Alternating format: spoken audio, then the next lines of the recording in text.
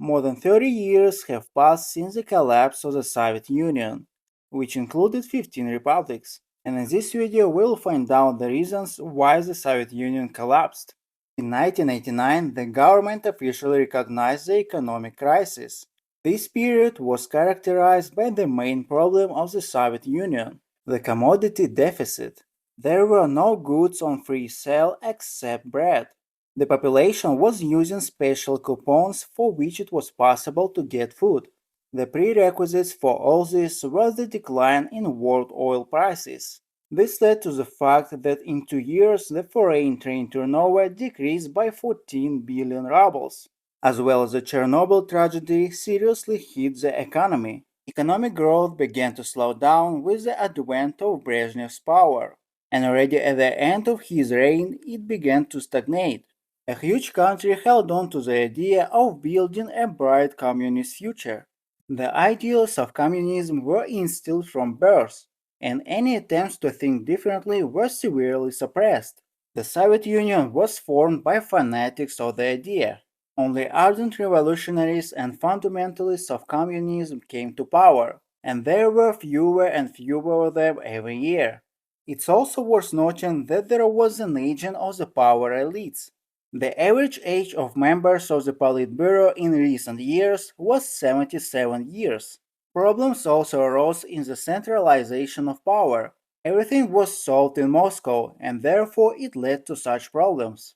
The first is the inhibition of the activities of individual republics. They lack the flexibility to make their own decisions.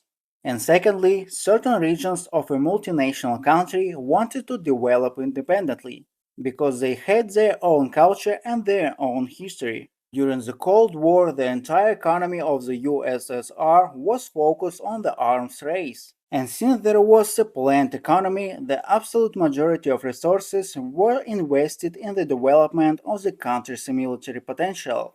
In the second half of the 20th century, the USSR participated in dozens of wars, sponsored a considerable number of revolutions, and also regularly helped the countries of the socialist system by supplying them with resources, equipment, and forgiving debts.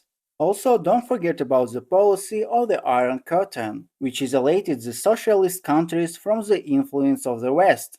Mikhail Gorbachev, the last leader of the Soviet Union, came to power in 1985 with his reforms. He presented two main plans. This is perestroika and glasnost. The essence of perestroika was the transition from socialism to capitalism, only in a smooth, consistent way. China has shown a good example of such a reform.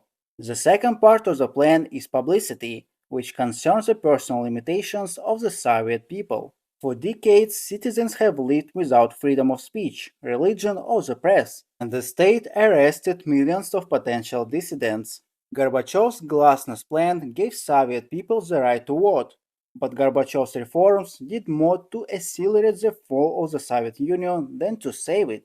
Having weakened control over the people and carried out reforms in the political and economic spheres, the Soviet government turned out to be weak and vulnerable to the Soviet people.